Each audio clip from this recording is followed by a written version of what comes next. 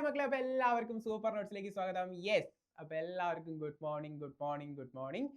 അപ്പോൾ എല്ലാവരും നല്ല വൈബിൽ, നല്ല എനർജറ്റിക് ആയിട്ട്, ഉഷാറോടെ, ഉന്മേഷത്തോടെ ഇരിക്കുകയല്ലേ? സോ ഇന്നത്തെ ഈ ഒരു കുഞ്ഞു ക്ലാസ് കൊണ്ട് നമുക്ക് ഒരുപാട് കാര്യങ്ങൾ, അല്ലെങ്കിൽ ഒരുപാട് കറണ്ട് അഫയേഴ്സുമായിട്ട് ബന്ധപ്പെട്ടുള്ള ഒരു കാര്യങ്ങൾ എന്ത് ചെയ്യാൻ പറ്റും, നമുക്ക് പഠിക്കാൻ പറ്റും. നിങ്ങളുടെ വരുന്ന പരീക്ഷകളിൽ അത് നിങ്ങൾക്ക് ഒരുപാട് യൂസ്ഫുൾ ആയിരിക്കും. സോ ഒരു എനർജറ്റിക് ആയിട്ട്, ഒരു ഫ്രഷ് മൈൻഡ് ആയിട്ട് എന്ത് ചെയ്യുക, ഇരിക്കുക. ഈ ഒരു ക്ലാസ് മുഴുവനായിട്ട് കാണുക. നമുക്ക് വേണം ആ ഒരു മൈൻഡ് സെറ്റിൽ ഇരിക്കുക. ഓക്കെ, സോ നമുക്ക് എന്ത് ചെയ്യാം, കറണ്ട് അഫയേഴ്സിന്റെ ക്ലാസ്സിലേക്ക് കടക്കുന്നതിന് മുൻപേ ഈ സ്ക്രീനിൽ കാണുന്ന ഈ ഒരു ക്വാട്ട് നിങ്ങളുടെ മൈൻഡിലേക്ക് എപ്പോഴും, നിങ്ങൾ രാവിലെ ക്ലാസ് അറ്റൻഡ് ചെയ്യുമ്പോൾ ഈ ഒരു മൈൻഡ് അല്ലെങ്കിൽ ഈ ഒരു ക്വാട്ട് എന്ത് ചെയ്യുക, മൈൻഡിലേക്ക് കൊണ്ടുവരിക. Just one small positive thought in the morning can change your whole day. അതായത് നിങ്ങൾ രാവിലെ ഇപ്പൊ എഴുന്നേൽക്കുകയാണ്, ഇപ്പൊ നിങ്ങൾ രാവിലെ എഴുന്നേറ്റത് ആ ക്ലാസ്സിനൊക്കെ മിടുക്കന്മാരും മിടുക്കികളുമായിട്ട് നല്ല ഉന്മേഷത്തോടെ ഇരിക്കുകയാണ്. സോ നിങ്ങൾ ആ രാവിലെ തന്നെ നിങ്ങൾ ആ ഒരു പോസിറ്റീവ് തോട്ടുമായിട്ടാണ് എന്ത് ഇരിക്കുന്നത്, എഴുന്നേൽക്കുന്നത്. സോ നിങ്ങളുടെ ഈ ഒരു ദിവസം മുഴുവൻ നിങ്ങൾക്ക് ആ ഒരു പോസിറ്റീവ് മൈൻഡ് സെറ്റ് ആയിരിക്കും. നിങ്ങൾക്ക് ഒരുപാട് കാര്യങ്ങൾ പഠിക്കാൻ പറ്റും. അതേപോലെ നിങ്ങൾ ഓരോ കാര്യങ്ങളും പഠിക്കുമ്പോൾ നിങ്ങൾ ഓരോ അടുത്തടുത്ത് എത്തുകയാണ്, PSCയുടെ റാങ്ക് ലിസ്റ്റിന്റെ അടുത്തടുത്തേക്ക് എത്തുകയാണ്. സോ ആ ഒരു പോസിറ്റീവ് മൈൻഡ് സെറ്റോടുകൂടി വേണം നിങ്ങൾ എല്ലാ ദിവസവും എഴുന്നേൽക്കാൻ. സോ ഇനി ആ പോസിറ്റീവ് മൈൻഡ് സെറ്റ് നിങ്ങൾക്ക് താനേ വന്നോളും. കാരണം എല്ലാ ദിവസവും നമ്മുടെ ഈ ഒരു ക്ലാസ്സുകൾ കൃത്യമായിട്ട് നിങ്ങൾക്ക് എത്താം. സോ ആ ഒരു സന്തോഷത്തോടു കൂടി, പുഞ്ചിരിയോടുകൂടി നമുക്ക് എന്ത് ചെയ്യാം, ക്ലാസ്സുകൾ തുടങ്ങാം. അപ്പോൾ നമ്മുടെ കറണ്ട് അഫയേഴ്സുമായിട്ട് ബന്ധപ്പെട്ടുള്ള ഏറ്റവും ഇമ്പോർട്ടന്റ് ആയിട്ടുള്ള PSC ഇനി വരുന്ന പരീക്ഷകളിൽ ചോദിക്കാൻ സാധ്യതയുള്ള ഏറ്റവും പ്രധാനപ്പെട്ട ചോദ്യങ്ങളും കണക്റ്റഡ് ഫാക്ട്സും പറഞ്ഞായിരിക്കും എന്ത് ചെയ്യുക, നമ്മൾ ക്ലാസ് എടുക്കുക. സോ മക്കളെ എല്ലാവരും ശ്രദ്ധിച്ച് നല്ല കുട്ടികളായിട്ടിരിക്കുക. സോ നമുക്ക് എന്ത് ചെയ്യാം, ആദ്യത്തെ ചോദ്യത്തിലേക്ക് പോവാം. എന്നാ പിടിച്ചോടാ, ആദ്യത്തെ ചോദ്യം ഇതാണ്. ആദ്യത്തെ ചോദ്യം, 2026 മാർച്ചിൽ ദുരഭിമാന കൊലകൾ, എന്ത് കൊലകൾ, ദുരഭിമാന കൊലകൾ തടയുന്നതിനായി ഇവ നമ്മവ എന്ന പേരിൽ ബില്ല് പാസാക്കിയ സംസ്ഥാനം ഏതാണ്?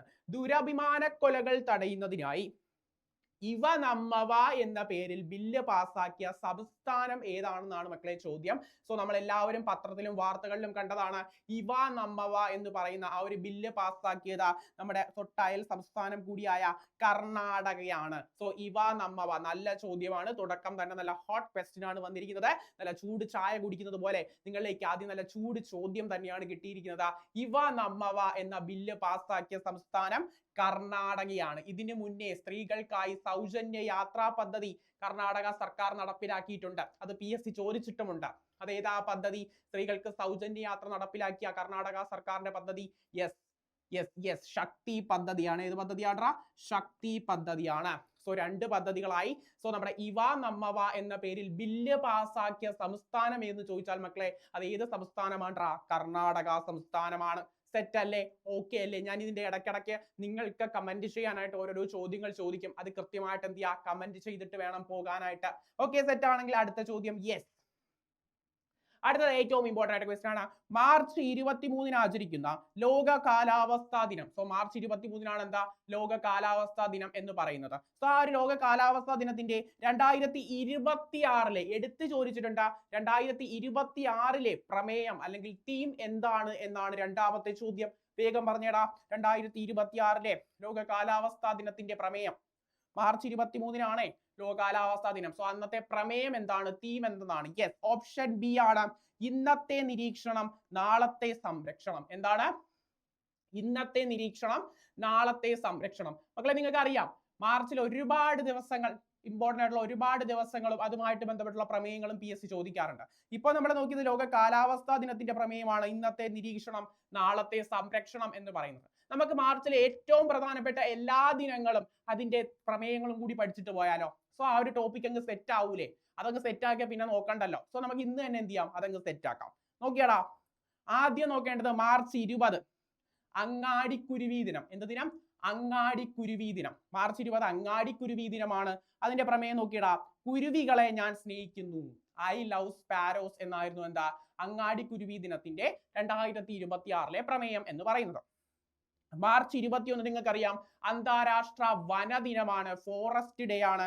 മാർച്ച് 21 എന്ന് പറയുന്നത്? അതിന്റെ പ്രമേയം നോക്കിയേ, വനങ്ങളും സമ്പദ് വ്യവസ്ഥയും, ഫോറസ്റ്റ് ആൻഡ് എക്കണോമി. മാർച്ച് 21 അന്താരാഷ്ട്ര വനദിനം, വനങ്ങളും സമ്പദ് വ്യവസ്ഥയും എന്നാണ് എന്താ തീം എന്ന് പറയുന്നത്. അടുത്തത് ലോക ജലദിനമാണ്. മാർച്ച് 22-നായിരുന്നു ലോക ജലദിനം. അതിന്റെ പ്രമേയം എന്തായിരുന്നു? ജലവും ലിംഗസമത്വവും എന്നായിരുന്നു. എന്തായിരുന്നു? ജലവും ലിംഗസമത്വവും എന്നായിരുന്നു എന്താ മാർച്ച് 22-ലെ ലോക ജലദിനത്തിന്റെ പ്രമേയം. എന്നാൽ മാർച്ച് 23-നാണ് ലോക കാലാവസ്ഥാ ദിനം. അതിന്റെ പ്രമേയം നമ്മൾ പഠിച്ചതാ, ഇന്നത്തെ നിരീക്ഷണം നാളത്തെ സംരക്ഷണം എന്ന് പറയുന്നത്. സോ ഇതിന്റെ കോഡ് നിങ്ങൾക്ക് അറിയാം. ഓരോ ദിനത്തിന്റെയും വനജയുടെ കാലിൽ ക്ഷയം, അങ്ങാടിക്കുരുവിയും കൂടെ ആക്കാൻ വേണ്ടിയിട്ട്, അങ്ങാടിക്കുരുവി ദിനം കൂടി ഓർത്തു വെക്കാൻ വേണ്ടിയിട്ട് അങ്ങാടിയിൽ പോയ വനജയുടെ കാലിൽ ക്ഷയം, അങ്ങനെ വേണമെങ്കിൽ എന്ത് ചെയ്യാം, ഒന്ന് ഓർത്തു വെക്കാം. മാർച്ച് 20 അങ്ങാടിക്കുരുവി ദിനം, 21 അന്താരാഷ്ട്ര വനദിനം, 22 ജലദിനം, 23 കാലാവസ്ഥാ ദിനം. സോ മക്കളെ ഇതിന്റെ എല്ലാം തീമുകൾ, പ്രമേയം കൃത്യമായിട്ട് എന്ത് ചെയ്യണം, പഠിച്ചിട്ട് വേണേ പോകാനായിട്ട്.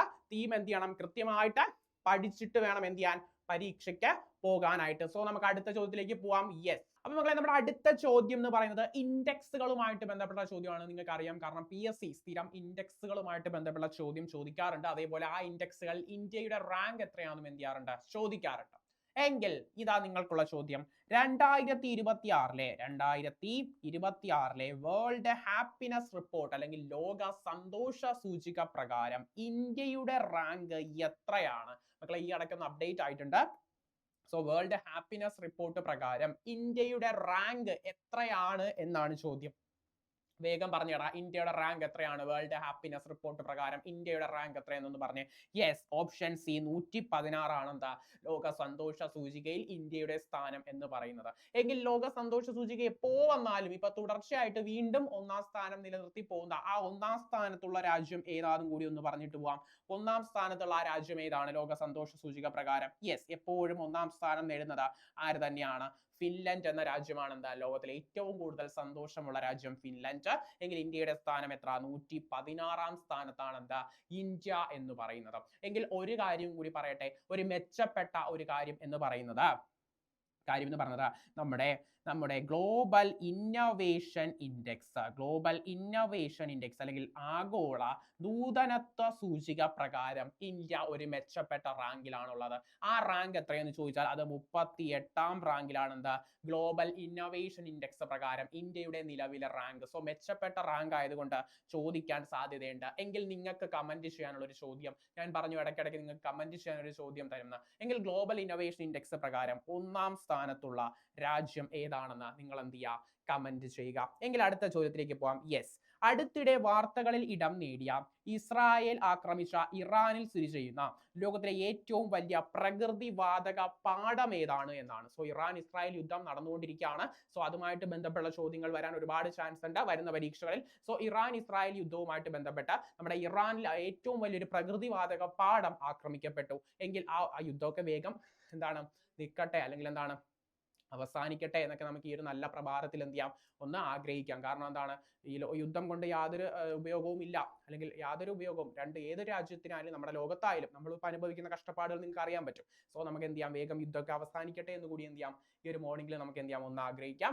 യെസ്, ആര് ആക്രമിക്കപ്പെട്ട ലോകത്തിലെ ഏറ്റവും വലിയ പ്രകൃതി വാതക പാടം ഏതെന്നാണ് ചോദിച്ചത്. അത് ഇറാനിലാണെന്ന് ഓർക്കുക. അപ്പൊ ഉത്തരം ഇത്രയേ ഉള്ളൂ, ഓപ്ഷൻ ബി ആണ്, സൗത്ത് പാഴ്സ് ആണ്. ഏതാണ്? സൗത്ത് പാഴ്സ് ആണ് എന്താ ആക്രമിക്കപ്പെട്ട എന്താണ് സൗത്ത് പാഴ്സ് ആണ് ലോകത്തിലെ ഏറ്റവും വലിയ പ്രകൃതി വാതക പാടം എന്ന് പറയുന്നത്. എന്നാൽ ഈ ഇറാൻ ഇസ്രായേൽ യുദ്ധം നടക്കുമ്പോൾ ഏറ്റവും കൂടുതൽ നമ്മൾ ശ്രദ്ധിച്ചു കേട്ട ഒരു ആണവ നിലയമുണ്ട്. ആ ആണവ നിലയം സ്ഥിതി ചെയ്യുന്നത് ഇസ്രായേലിലാണ്. എവിടെയാണ്? ഇസ്രായേലിലാണ്. എങ്കിൽ ആ ആണവ നിലയത്തിന്റെ പേര് എന്താണ്? യെസ്, ഡിമോണയാണ്. എന്താണ്? ഡിമോണ. സോ ഇസ്രായേൽ സ്ഥിതി ചെയ്യുന്ന ആ ആണവ നിലയത്തിന്റെ പേര് എന്താണെന്നും കൂടി ഓർത്തു വെക്കുക, ഡിമോണയാണ്. സോ ഡിമോണ ആണവ നിലയം സ്ഥിതി ചെയ്യുന്നത് എവിടെയെന്ന് ചോദിച്ചാൽ അത് ഇസ്രായേലിലാണ് എന്നുള്ള കാര്യം എന്ത് ചെയ്യുക, ഓർക്കുക. ഇസ്രായേലിന്റെ കാര്യങ്ങളൊക്കെ ആ യുദ്ധവുമായിട്ട് ബന്ധപ്പെട്ടുള്ള ഓപ്പറേഷൻ എപ്പിക് ഫ്യൂരിയും ഓപ്പറേഷൻ ലയൺ റോറും ഒക്കെ നിങ്ങൾ കണ്ടതാണ്. സോ ആ ഓപ്പറേഷൻസും എന്ത് ചെയ്യുക, കൃത്യമായിട്ട് ഓർത്ത് വെക്കാം. സോ എങ്കിൽ നമുക്ക് എന്ത് ചെയ്യാം, അടുത്ത ചോദ്യത്തിലേക്ക് പോവാം. യെസ്, ഒരു റീസെന്റ് അപ്പോയിന്റ്മെന്റുമായിട്ട് ബന്ധപ്പെട്ട ചോദ്യമാണ്. കേരള സ്പോർട്സ് കൗൺസിൽ പ്രസിഡന്റ് ആയി നിയമിതനായത് ആര്? കേരള യു ഷറഫ് അലിയിലേക്ക് നിങ്ങളുടെ കണ്ണുകൾ പോവും, പക്ഷേ പോകരുത്, അത് ഉത്തരം തെറ്റാണ്. കേരള സ്പോർട്സ് കൗൺസിൽ പ്രസിഡന്റ് ആയിട്ട് അപ്പോയിന്റഡ് ആയത് ആര് എന്നാണ് ചോദ്യം. Yes, option B VP Sanu ആണ് എന്താ കറക്റ്റ് ആൻസർ വരിക. ഓപ്ഷൻ ബി VP സാനു ആണ് എന്താ കേരള സ്പോർട്സ് കൗൺസിലിന്റെ നിലവിലെ പ്രസിഡന്റ് എന്ന് പറയുന്നത്. എന്നാൽ PT ഉഷ ചേച്ചി എവിടത്തെ ഏതിലെ പ്രസിഡന്റാ? PT ഉഷ എന്ന് പറയുന്നത് യെസ് ഇന്ത്യൻ ഒളിമ്പിക് അസോസിയേഷന്റെ പ്രസിഡന്റ് ആണ്. ഇന്ത്യൻ ഒളിമ്പിക് അസോസിയേഷന്റെ പ്രസിഡന്റ് ആണ് ആരാ? PT ഉഷ എന്ന് പറയുന്നത് എന്താണ്? ഇന്ത്യൻ ഒളിമ്പിക് അസോസിയേഷന്റെ പ്രസിഡന്റ് ആണ് എന്താ? PT ഉഷ എന്ന് പറയുന്നത് ഇന്ത്യൻ ഒളിമ്പിക് അസോസിയേഷന്റെ പ്രസിഡന്റ് ആണ് ആരാ? PT ഉഷ. എന്നാൽ കേരള ഒളിമ്പിക് അസോസിയേഷന്റെ പ്രസിഡന്റ് ആരാ? കേരള ഒളിമ്പിക് അസോസിയേഷന്റെ ചെയർമാൻ അല്ലെങ്കിൽ പ്രസിഡന്റ് ആരാ? യെസ് V സുനിൽകുമാർ ആണ്. ആരാണ്? V സുനിൽകുമാർ ആണ് എന്താ കേരള ഒളിമ്പിക് അസോസിയേഷന്റെ പ്രസിഡന്റ് ആരാണ്? V Sunilkumar. Indian Olympic association PT Usha. എങ്കിൽ കേരള സ്പോർട്സ് കൗൺസിൽ ആരാണ്? VP സാനു ആണ്. എങ്കിൽ അന്താരാഷ്ട്ര ഒളിമ്പിക് കൗൺസിൽ അതുകൂടി പറയാതെ പോകുന്നത് മോശം. അതൊരു വനിതയാണ്. ഇപ്പോ അന്താരാഷ്ട്ര ഒരു സിംബാബ്വേക്കാരിയായ ഒരു വനിതയാണ് അന്താരാഷ്ട്ര ഒളിമ്പിക് കൗൺസിലിന്റെ പ്രസിഡന്റ് എന്ന് പറഞ്ഞ അല്ലെങ്കിൽ ചെയർമാൻ എന്ന് പറയുന്നത് അല്ലെങ്കിൽ അധ്യക്ഷ എന്ന് പറയുന്നത്. ഇതൊക്കെ നിങ്ങൾക്ക് കേൾക്കുമ്പോൾ എനിക്കിത് അറിയാലോ, ഈ ഉത്തരം എനിക്ക് അറിയാലോ, ഞാൻ പഠിക്കുന്നത് നല്ല ട്രാക്കിലാണല്ലോ എന്നൊക്കെ നിങ്ങൾക്ക് ഇപ്പോൾ മനസ്സിൽ തോന്നും. യെസ്, നിങ്ങൾ ഒരു റൈറ്റ് ട്രാക്കിൽ തന്നെ എന്ത് ചെയ്യണം പോകണം, എങ്കിലേ നിങ്ങളുടെ ആ ഒരു ലക്ഷ്യത്തിൽ നിങ്ങൾക്ക് എത്താൻ പറ്റുള്ളൂ. സോ അന്താരാഷ്ട്ര ഒളിമ്പിക് കമ്മിറ്റിയുടെ അധ്യക്ഷയാണെന്ന് ചോദിച്ചാൽ അത് ക്രിസ്റ്റി കോവൻട്രി ആണ്. ആരാണ്? ക്രിസ്റ്റി കോവൻട്രി, വനിതയാണ് കേട്ടോ. സിംബാബ്വേക്കാരിയായിട്ടുള്ള ക്രിസ്റ്റി കോവൻട്രി ആണ് എന്താ അന്താരാഷ്ട്ര ഒളിമ്പിക് കൗൺസിലിന്റെ ആരെന്ന് പറയുന്നത് അധ്യക്ഷ എന്ന് പറയുന്നത്. സോ ഇത്രയും കാര്യങ്ങൾ നമ്മൾ കണക്ട് ചെയ്ത് പറഞ്ഞു. സോ കറക്റ്റ് ആയിട്ട് ഓർക്കുക, അന്താരാഷ്ട്ര olympic council, Indian olympic council, Keralam, അതേപോലെ എന്താണ് കേരള സ്പോർട്സ് കൗൺസിലിന്റെ പ്രസിഡന്റ് എന്നുള്ള കാര്യങ്ങൾ. സോ നമുക്ക് എന്ത് ചെയ്യാം, അടുത്ത ചോദ്യത്തിലേക്ക് പോവാം. യെസ്, അടുത്ത് നമ്മളൊരു ചിത്രത്തിലൂടെയാണ് പഠിക്കുന്നത്. യെസ്, രണ്ടുപേരെ കണ്ടോ? ഈ രണ്ടുപേരെ കണ്ടോ? പത്രത്തിലോ ന്യൂസിലോ എങ്ങാനും കണ്ടായിരുന്നോ ഇവർ രണ്ടുപേരെ? എങ്കിൽ ഇനിയുള്ള പരീക്ഷകൾ നിങ്ങൾക്ക് കാണാം, ചിത്രമായിട്ടല്ല ചോദ്യമായിട്ട്. ഇതാ നോക്കിക്കോ, ഇതുമായിട്ട് ബന്ധപ്പെട്ടുള്ള ചോദ്യം. 2027 ഇന്ത്യയിലെ ആദ്യത്തെ സമ്പൂർണ്ണ ഡിജിറ്റൽ സെൻസസിന്റെ ഔദ്യോഗിക ഭാഗ്യചിഹ്നങ്ങൾ അല്ലെങ്കിൽ മാസ്കൗട്ട്സ് ഏതെല്ലാം എന്നാണ്. ആ മാസ്കൗട്ട് അല്ലെങ്കിൽ ഭാഗ്യചിഹ്നങ്ങളെയാണ് നമ്മൾ ഈ രണ്ട് പേരായിട്ട് കണ്ടത്. സോ ഇവരുടെ പേരാണ് നമുക്ക് വേണ്ടത്. യെസ്, അമിത്ഷാ ആണ് ഇത് പുറത്തിറക്കിയത്, അതൊക്കെ നമ്മൾ കണ്ടായിരുന്നു ഡൽഹിയിൽ വെച്ച്. സോ ഉത്തരം ഇതാണ്, option C. Yes, Vikas and പ്രഗതിയാണ്.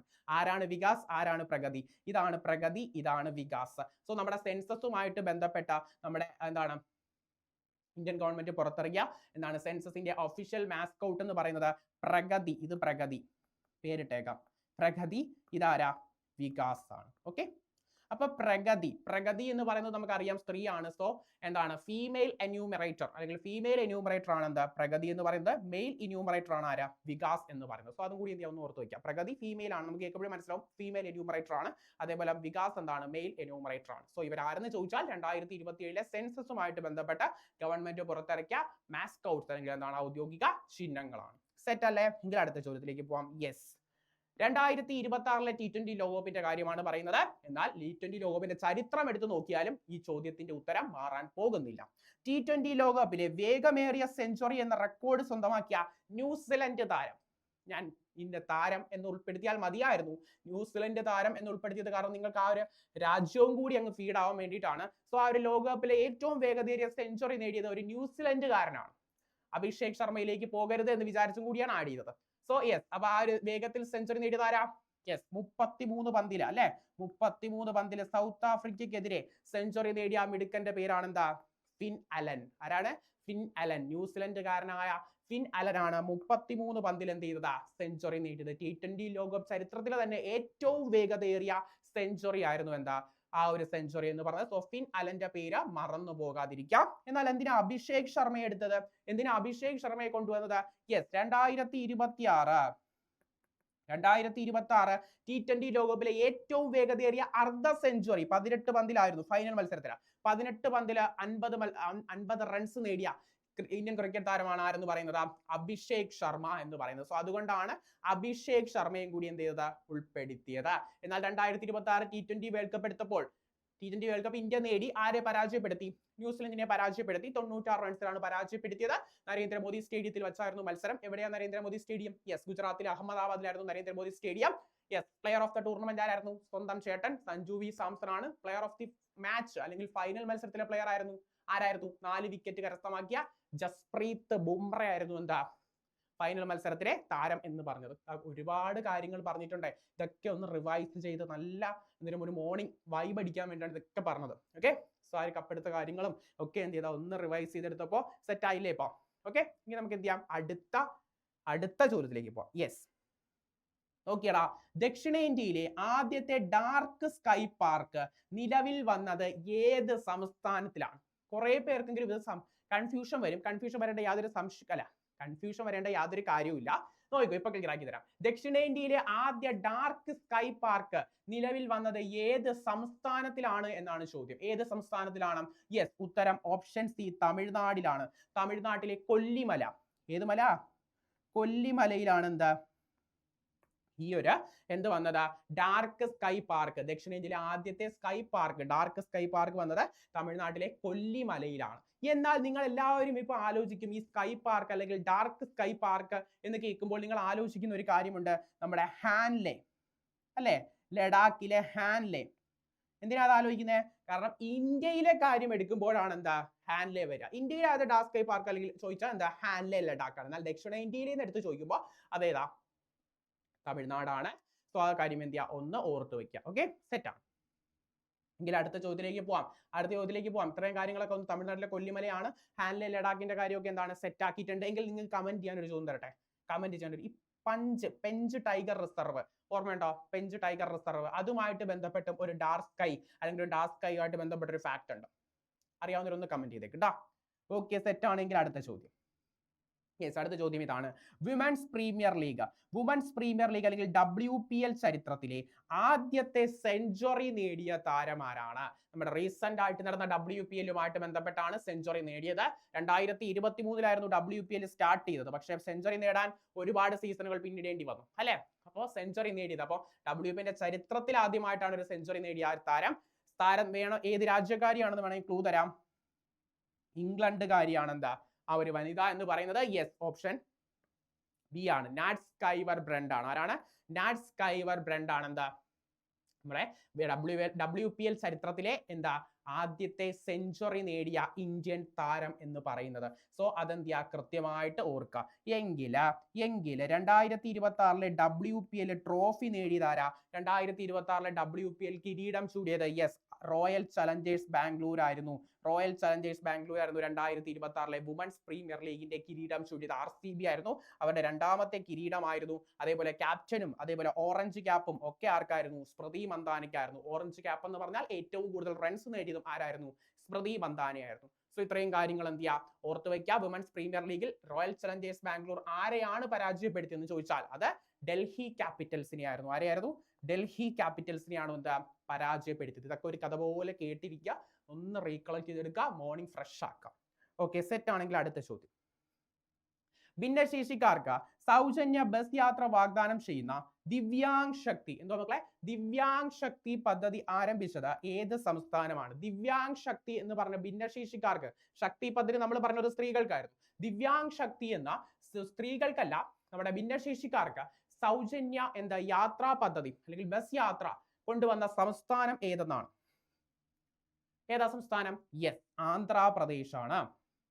ഇതാണ് ആന്ധ്രാപ്രദേശാണ് എന്താ ദിവ്യാങ് ശക്തി എന്ന രീതിയിൽ എന്ത് ചെയ്യുന്നത് സൗജന്യ ബസ് യാത്ര ഭിന്നശേഷിക്കാർക്കായിട്ട് എന്ത് ചെയ്തത് കൊണ്ടുവന്നത്. എങ്കിൽ അതുമായിട്ട് ബന്ധപ്പെട്ട ഒരു കാര്യം കൂടി പഠിക്കാം. പ്രോജക്റ്റ് ഹനുമാൻ. എന്താ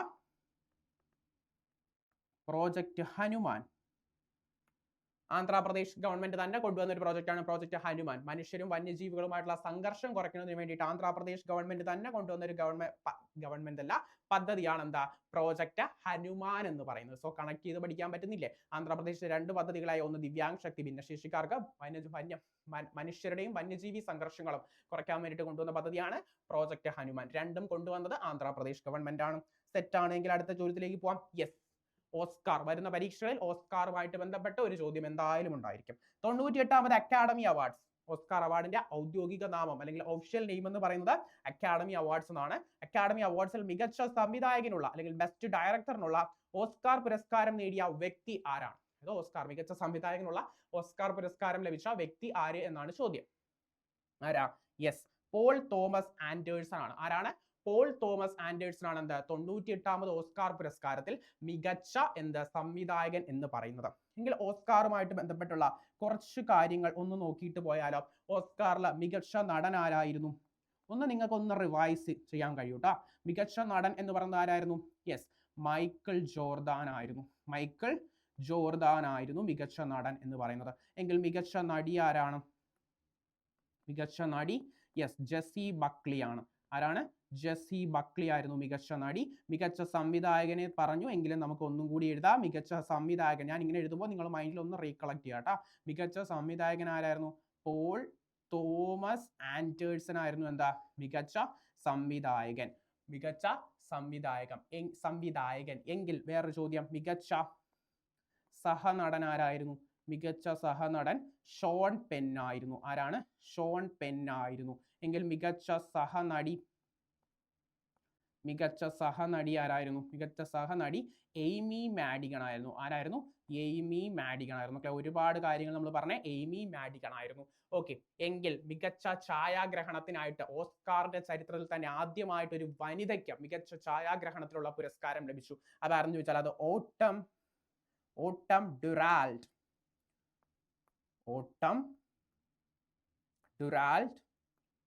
അർക്കപ്പോയ്ക്കായിരുന്നു.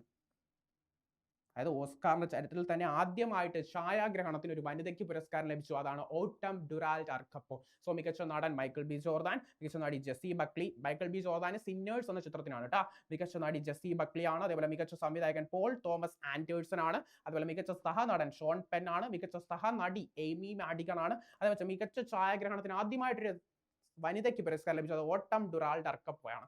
എന്നാൽ മികച്ച സംവിധായകന് ആ ഒരു പുരസ്കാരം ലഭിച്ചെങ്കിൽ മികച്ച ചിത്രം ഏതാണ്? മികച്ച ചിത്രം യെസ്, ഏതാണ്?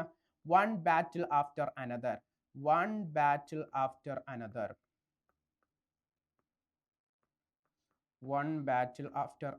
ആയിരുന്നു എന്താ മികച്ച ചിത്രം എന്ന് പറഞ്ഞാൽ എന്തായിരുന്നു? വൺ ബാറ്റിൽ ആഫ്റ്റർ അനദർ ആയിരുന്നു എന്താ മികച്ച ചിത്രം. മക്കളെ ഇത്രയും കാര്യങ്ങൾ ഓസ്കാറുമായിട്ട് ബന്ധപ്പെട്ട് പഠിക്കുക. അതേപോലെ നിങ്ങൾക്ക് കമന്റ് ചെയ്യാൻ ഒരു ചോദ്യം കൂടി തരാം. ഓസ്കാറിന്റെ ചരിത്രത്തിൽ അല്ലെങ്കിൽ ഓസ്കാറിൽ കഴിഞ്ഞ തവണയും ഇത്തവണയും അവതാരകനായത് ഒരു വ്യക്തി തന്നെയായിരുന്നു എങ്കിൽ ആ വ്യക്തിയുടെ പേരെന്താണ് ഒന്ന് കമന്റ് ചെയ്തേക്കാം. Okay set. എങ്കിൽ അടുത്ത ചോദ്യം ഇതാണ്, ഏതൊക്കെ ജലാശയങ്ങളെയാണ് ഹോർമുസ് കടലിടുക്ക് ബന്ധിപ്പിക്കുന്നത്? ഹോർമുസ് കടലിടുക്കും ഇപ്പോഴത്തെ കറണ്ട് അഫയേഴ്സ് തമ്മിലുള്ള പ്രസക്തി എത്രത്തോളമാണെന്ന് നിങ്ങൾക്ക് നല്ല വ്യക്തമായിട്ട് അറിയാം. സോ ചോദിക്കാം, ഏതൊക്കെ ജലാശയങ്ങളെയാണ് ഹോർമുസ് കടലിടുക്ക് ബന്ധിപ്പിക്കുന്നത് എന്നാണ് ചോദ്യം. യെസ്, നല്ല ഉഷാറായിട്ട് നിവർന്ന് നല്ല മിടുക്കികളായിട്ട് ഇരിക്കുക കേട്ടോ. സോ ഹോർമുസ് കടലിടുക്ക് എവിടെയൊക്കെയാണ് ഏതൊക്കെയാണ് ബന്ധിപ്പിക്കുന്നത്? യെസ്, ഒറ്റ ഉത്തരം, പേർഷ്യൻ ഗൾഫിനെയും ഒമാൻ ഉൾക്കടലിനെയും. ഇതിനെയൊക്കെയാണ് പേർഷ്യൻ ഗൾഫിനെയും ഒമാൻ ഉൾക്കടലിനെയും തമ്മിൽ ബന്ധിപ്പിക്കുന്ന കടലിടുക്കാണ് എന്തെന്ന് പറയുന്നത്? ഹോർമുസ് കടലിടുക്ക് എന്ന് പറഞ്ഞതാണ് ഹോർമുസ് കടലിടുക്ക്. പേർഷ്യൻ ഗൾഫിനെയും ഒമാൻ ഉൾക്കടലിനെയും തമ്മിൽ ബന്ധിപ്പിക്കുന്ന കടലിടുക്കാണ്. ഇനി അടുത്ത ചോദ്യം ഇന്നാ പിടിച്ചോ, ഏത് കായലിന് കുറുകെയാണ് പെരുമ്പളം പാലം? നീളം കൂടിയ ഒരു ബ്രിഡ്ജാണ് പെരുമ്പളം പാലം നിർമ്മിച്ചിരിക്കുന്നത്. ഏത് കായലിന് കുറുകെയാണെന്നാണ് ചോദിച്ചിരിക്കുന്നത്. വേഗം പറഞ്ഞേടാ. യെസ്, ഉത്തരം ആലപ്പുഴ ജില്ല വേമ്പനാട് കായലിലാണ് കേട്ടാ. പെരുമ്പളം പാലം ആലപ്പുഴ ജില്ലയിലാണ്. ഏത് കായലിന് മുകളിലൂടെയാണെന്ന് ചോദിച്ചാൽ അത് ഏതാണ്? വേമ്പനാട്ട് കായലിന് മുകളിലൂടെയാണ്. എന്നാൽ ഇതുമായിട്ട് ബന്ധപ്പെട്ട വേറൊരു പാലത്തിന്റെ കൂടി ചോദ്യം വരാൻ സാധ്യതയുണ്ട്. കേരളത്തിലെ ആദ്യത്തെ ഇരുനിലപ്പാലം, ഡബിൾ ഡക്കർ ബ്രിഡ്ജ്, ഇരുനിലപ്പാലം ഏതാണ്? കേരളത്തിലെ ആദ്യത്തെ ഇരുനിലപ്പാലം ഏതാണ് എന്നൊരു ചോദ്യം കൂടി വരാൻ സാധ്യതയുണ്ട്. സോ ഇരുനിലപ്പാലം എന്ന് പറയുമ്പോൾ ഏതാണത്? യെസ്, പടഹാരം പാലമാണ്. പടഹാരം പാലമാണ് എന്താ കേരളത്തിലെ ആദ്യത്തെ ഇരുനില പാലം എന്ന് പറയുന്നത്. പടഹാരം പാലമാണ്. ഈ രണ്ട് പാലങ്ങളും, പെരുമ്പളം പാലമായാലും പടഹാരം പാലമായാലും, രണ്ട് പാലങ്ങളും ഏത് ജില്ലയിലാണ്? ആലപ്പുഴ ജില്ലയിലാണ് കേട്ടാ. ഓക്കെ, സെറ്റ് ആണ്, അടിപൊളിയാണ്. എങ്കിൽ അടുത്ത ചോദ്യത്തിലേക്ക് പോകാം. യെസ്, COP30 അത് കാലാവസ്ഥാ വ്യതിയാന സമ്മേളനമാണ്. ഐക്യരാഷ്ട്രസഭയുടെ കാലാവസ്ഥാ സമ്മേളനത്തിന് വേദിയായ രാജ്യം ഏതാണ്? COP30യുടെ കാര്യമാണ് ചോദിക്കുന്നത്. വ്യക്തമായിട്ട് നോക്കുക. COP30 ഏതാ ഉത്തരം വരിക? COP30 യെസ്, ബ്രസീലിലായിരുന്നു അല്ലെ. COP30 എവിടെയായിരുന്നു? ബ്രസീലിലായിരുന്നു. എങ്കിൽ 28 തൊട്ട് 31 വരെയുള്ള ഒരു COP വെന്യൂസ് നമുക്കൊന്ന് നോക്കിയാലോ. COP28 എവിടെയാണ്? COP28 എവിടെയായിരുന്നു? യെസ്, ദുബായിലായിരുന്നു അല്ലെ. COP28 ദുബായിലാണ്. ശ്രദ്ധിച്ചിരിക്കണേ, കാരണം COP വെന്യൂസ് ഇടയ്ക്കിടയ്ക്ക് ചോദിക്കാറുണ്ട്. COP28 ദുബായിലായിരുന്നു. എങ്കിൽ COP29 എവിടെയാണ്? അസർബൈജാനിലാണ് അല്ലെ. COP29 എവിടെയായിരുന്നു? അസർബൈജാനിലായിരുന്നു. എങ്കിൽ COP30 നമ്മളിപ്പോൾ നോക്കി എവിടെയാണ്? ബ്രസീലിലാണ്. എങ്കിൽ COP31 എവിടെയാണ്? COP31 തുർക്കിയിലാണ്. ഓക്കെ സെറ്റ് ആണ്. സോ 28 ദുബായില്, 29 അസർബൈജാനില്, 30 ബ്രസീലില്, 31 തുർക്കിയിലാണ്. സോ ഇത്രയും കാര്യങ്ങൾ കോപ്പിന്റെ വെന്യൂസുമായിട്ട് ബന്ധപ്പെട്ട് എന്ത് ചെയ്യാം, നോക്കി വെക്കാം. സോ മക്കളെ അപ്പൊ നമ്മുടെ അടുത്ത ചോദ്യത്തിലേക്ക് പോവാം. യെസ്, അപ്പൊ അടുത്ത ചോദ്യം നോക്കിയാൽ കേന്ദ്ര സർക്കാർ നടപ്പാക്കിയ ഭാരത് വിസ്താർ ഡിജിറ്റൽ സേവന പദ്ധതി ഏത് മേഖലയുമായി ബന്ധപ്പെട്ടിരിക്കുന്നു? എന്താണ് കേന്ദ്ര സർക്കാർ നടപ്പിലാക്കിയ ഭാരത് വിസ്താർ ഡിജിറ്റൽ സേവന പദ്ധതി ഏത് മേഖലയുമായിട്ടാണ് എന്ത് ചെയ്തിരിക്കുന്നത്, ബന്ധപ്പെട്ടിരിക്കുന്നത്? ഭാരത് വിസ്താർ ഡിജിറ്റൽ സേവന പദ്ധതി ഏത് മേഖലയുമായിട്ട് എന്ത് ചെയ്തിരിക്കുന്നു, ബന്ധപ്പെട്ടിരിക്കുന്നു? ഈ ഭാരത് വിസ്താർ അല്ലെങ്കിൽ ഡിജിറ്റൽ സേവനം എന്നൊക്കെ കേൾക്കുമ്പോൾ നമ്മൾ സ്വാഭാവികമായിട്ടും വിദ്യാഭ്യാസത്തിലേക്കും ഗതാഗതത്തിലേക്കൊക്കെ പോകും, അല്ലെങ്കിൽ ആരോഗ്യത്തിലേക്കൊക്കെ പോകും. പക്ഷെ നിങ്ങൾ അങ്ങനെ പോവില്ല എന്ന് എനിക്കറിയാം. സോ ഉത്തരം ഏതാണ്? കാർഷികമാണ്. ഏത് മേഖലയ്ക്കാ? കാർഷിക മേഖലയ്ക്കായിട്ട് അവർ കൊണ്ടുവന്ന ഒരു AI പവേർഡ് പദ്ധതിയാണ്, അല്ലെങ്കിൽ ഒരു ആർട്ടിഫിഷ്യൽ ഇന്റലിജൻസിന്റെ പവേർഡ് ആയിട്ടുള്ള ഒരു പദ്ധതിയാണ് എന്താ ഈ ഒരു ഭാരത് വിസ്താർ എന്ന് പറയുന്നത്. അതായത് നമ്മുടെ കർഷകരെ, ഇന്ത്യയിലുള്ള മുഴുവൻ കർഷകരെയും ശാക്തീകരിക്കുക എന്ന രീതിയിൽ ഇന്ത്യൻ ഗവൺമെന്റ് നടപ്പിലാക്കുന്ന ഒരു AI പദ്ധതിയാണ് എന്തെന്ന് പറയുന്നത്, ഭാരത് വിസ്താർ എന്ന് പറയുന്നത്. സോ ഇതെന്ത് ചെയ്യുക, ഒന്ന് ഓർത്ത് വെച്ചേക്കുക. നല്ല ചോദ്യമാണ്.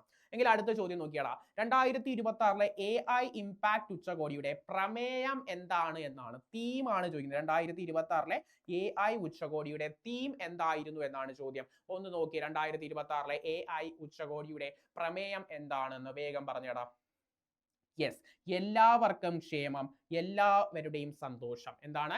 എല്ലാവർക്കും ക്ഷേമം, എല്ലാവരുടെയും സന്തോഷം എന്തായിരുന്നു 2026 AI ഇമ്പാക്ട് ഉച്ചകോടിയുടെ പ്രമേയം എന്ന് പറയുന്നത്? സെറ്റ് അല്ലേ, പൊളിയല്ലേ? എങ്കിൽ അടുത്ത ചോദ്യത്തിലേക്ക് പോവാമേ. യെസ്, അടുത്തത് നമ്മുടെ വിന്റർ ഒളിമ്പിക്സുമായിട്ട് ബന്ധപ്പെട്ടൊരു ചോദ്യമാണ്. ഇറ്റലിയിലെ മിലാനിലും കോർട്ടിനയിലുമായി നടക്കുന്ന 2026 വിന്റർ ഒളിമ്പിക്സിൽ മെഡൽ പട്ടികയിൽ ഒന്നാമത്തെ രാജ്യം ഏതാണ്? ഇറ്റലിയിലെ മിലാനിലും കോർട്ടിനയിലുമായി നടക്കുന്ന 2026 വിന്റർ ഒളിമ്പിക്സിൽ മെഡൽ പട്ടികയിൽ ഒന്നാമത്തെ രാജ്യം ഏതാണ് എന്നാണ് ചോദ്യം. ശ്രദ്ധിച്ചു നോക്കിക്കോ, ഉത്തരം ഇതിൽ തന്നെ ഉണ്ട്. ഇതിൽ തന്നെ ഉണ്ടാവണമല്ലോ അല്ലെ. ഇറ്റലിയിലെ മിലാനിലും കോർട്ടിനയിലുമായി നടക്കുന്ന 2026 വിന്റർ ഒളിമ്പിക്സിന്റെ പട്ടികയിൽ ഒന്നാമതുള്ള രാജ്യം ഏതാണെന്നാണ്. യെസ്, ഒറ്റ ഉത്തരം നോർവേ ആയിരുന്നു. എന്താ ഒന്നാം സ്ഥാനത്ത് നോർവേ ആയിരുന്നെങ്കിൽ രണ്ടാം സ്ഥാനത്ത് ആരാണ്? അമേരിക്ക ആയിരുന്നു കേട്ടോ. ഒന്നാം സ്ഥാനത്ത് നോർവേ, രണ്ടാം സ്ഥാനത്ത് അമേരിക്ക ആയിരുന്നു. എന്നാൽ വിന്റർ ഒളിമ്പിക്സിന്റെ ഒഫീഷ്യൽ മാസ്കൗട്ടുകൾ അല്ലെങ്കിൽ ഔദ്യോഗിക ചിഹ്നങ്ങൾ എന്തായിരുന്നു? ഒഫീഷ്യൽ മാസ്കൗട്ട് യെസ്, ടീനയും മൈലോയുമാണ്. ആരാണ്? ടീനയും മൈലോയും ആയിരുന്നു എന്താ, രണ്ട് സ്റ്റോട്ടുകളാണ്, ഇറ്റാലിയൻ സ്റ്റോട്ടുകളാണ്. നിങ്ങൾ ഗൂഗിളിൽ അടിച്ചു നോക്കുമ്പോൾ കാണാൻ പറ്റും ടീനയും മൈലോയും. ഓക്കെ, ടീനയും മൈലോയുമാണ് എന്താ ഒഫീഷ്യൽ മാസ്കൗട്ടുകൾ എന്ന് പറയുന്നത്. സോ മക്കളെ, വിന്റർ ഒളിമ്പിക്സുമായിട്ട് ബന്ധപ്പെട്ടുള്ള എവിടെയാണ് നടന്നത്? ഇറ്റാലിയിലെ മിലാനിലും കോർട്ടിനയിലുമാണ് എന്താ വേദി എന്ന് പറയുന്നത്. ഒന്നാം സ്ഥാനത്ത് നോർവേ, രണ്ടാം സ്ഥാനത്ത് USA. ഒഫീഷ്യൽ മാസ്കൗട്ട് എന്ന് പറയുന്നത് ടീന മൈലോ എന്നറിയപ്പെടുന്ന ഇറ്റാലിയൻ സ്റ്റോട്ടുകളാണ് കേട്ടോ, സ്റ്റോട്ടുകൾ എന്നറിയപ്പെടും. യെസ്, എങ്കിൽ അടുത്ത ചോദ്യത്തിലേക്ക് പോവാം. യെസ്, എങ്കിൽ last and final question of this session നോക്കിയടാ. സ്ത്രീകളുടെ രാഷ്ട്രീയ സുരക്ഷ ഉറപ്പാക്കുന്നതിനായി എന്താണ് കേരള പോലീസ്, രാഷ്ട്രീയ സുരക്ഷ അല്ലടാ, രാത്രികാല സ്ത്രീകളുടെ രാത്രികാല സുരക്ഷ ഉറപ്പാക്കുന്നതിനായി കേരള പോലീസ് ആരംഭിച്ച പദ്ധതി എന്താണ്? സ്ത്രീകളുടെ രാത്രികാല സുരക്ഷ ഉറപ്പാക്കുന്നതിനായി കേരള പോലീസ് ആരംഭിച്ച പദ്ധതി ഏത് എന്നാണ് ചോദ്യം. സ്ത്രീകളുടെ രാത്രികാല സുരക്ഷ ഉറപ്പാക്കുന്നതിനായി കേരള പോലീസ് ആരംഭിച്ച പദ്ധതി ഏതാണ്? അതുമായിട്ട് ബന്ധപ്പെട്ട ഒരുപാട് അഡ്വർടൈസ്മെന്റുകൾ ഒക്കെ ഇപ്പൊ വരുന്നുണ്ട്. സോ നിങ്ങൾക്ക് വളരെ എളുപ്പമുള്ള ഒരു ചോദ്യം കൊണ്ട് തന്നെ അവസാനിപ്പിക്കാം. ഉത്തരം നിർഭയ നിഷ എന്ന പദ്ധതിയാണ്. ഏതാണ്? നിർഭയ നിശയാണ് സ്ത്രീകളെ രാത്രികാല സുരക്ഷ ഉറപ്പാക്കുന്നതിന് കേരള പോലീസ് ആവിഷ്കരിച്ച പദ്ധതി എന്ന് പറയുന്നത്. നിർഭയ നിശ സെറ്റ് ആണ്. സോ നമ്മൾ ഇത്രയും ചോദ്യങ്ങളും ഒരുപാട് കണക്റ്റഡ് ഫാക്ട്സും ഇന്ന് പഠിച്ചു. എന്ത് തോന്നുന്നു? ഒരുപാട് കാര്യങ്ങൾ പഠിക്കാൻ പറ്റിയില്ലേ? അതിനേക്കാൾ ഉപരി റിവൈസ് ചെയ്യാൻ പറ്റിയില്ലേ? ഒരു പോസിറ്റീവ് മൈൻഡ് സെറ്റ് കിട്ടുന്നില്ലേ? എനിക്ക് ഒരുപാട് കാര്യങ്ങളൊക്കെ അറിയാലോ എന്ന് തോന്നുന്നില്ലേ? എനിക്ക് കുറച്ചുകൂടി ശ്രമിച്ചാൽ അവിടെ എത്താൻ പറ്റും, ഉറപ്പാണ്. ആ ടാഗ് എടുത്തിടാൻ പറ്റും, എൻ്റെ അച്ഛനെയും അമ്മയെയും ആ ഒരു സന്തോഷത്തിൽ കാണാൻ പറ്റും. അതിലും കൂടുതൽ എന്ത് വേണം? ആ ഒരു മൈൻഡ് സെറ്റിൽ എത്തിയില്ലേ? ഇനി നല്ലൊരു ചായയൊക്കെ കുടിച്ച് അടിപൊളിയായിട്ട് എന്ത് ചെയ്യുക? വീണ്ടും പഠിക്കുക. ഓക്കെ, എപ്പോഴും പഠിക്കേണ്ട, ഇടയ്ക്കിടയ്ക്ക് ബ്രേക്ക് ഒക്കെ എടുക്കുക. എങ്കിലും എന്ത് ചെയ്യുക? ഒരു പ്രത്യേക ടോപ്പിക്ക് കാണുമല്ലോ നിങ്ങൾ ഒരു ദിവസം കവർ ചെയ്യാൻ വെക്കുന്ന ആ ഒരു ടോപ്പിക്ക് ഇന്ന് ആ ഒരു പോസിറ്റീവ് മൈൻഡ് സെറ്റോട് കൂടി, ഉഷാറോടുകൂടി എന്ത് ചെയ്യുക? പഠിച്ചു തീർക്കുക. നമ്മളുണ്ട് കൂടെ, അടിപൊളിയായിട്ട് പഠിക്കുക. Keep learning, keep watching. അടുത്ത ക്ലാസ്സിൽ കാണാം. ബൈ.